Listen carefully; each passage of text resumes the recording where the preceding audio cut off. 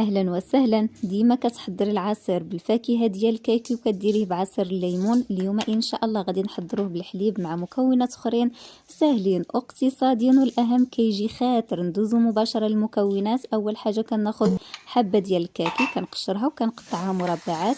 كذلك غادي ناخذ حبه ديال التفاح وحبه من الموز كنقطعهم على شكل دوائر. وهادو هما المكونات. ندوزو مباشره لطريقه التحضير. فكناخذ واحد البول اولا الخلاط الكهربائي، كنضيف فيه حبه من التفاح، حبه من الموز، وكذلك حبه من الكاكي. غادي نزيد 3 معالق كبار ديال سكر سنيده، نصف لتر من الحليب لا غير، ما تزيدوش عليه صافي. وكطحنوا الكل في الخلاط الكهربائي اولا بالبراميكسور. غادي نخلط المكونات على هذا الشكل هذا. كيوجد لي العصير بسرعه، لذيذ وسهل واقتصادي، والاهم كيجي خاطر.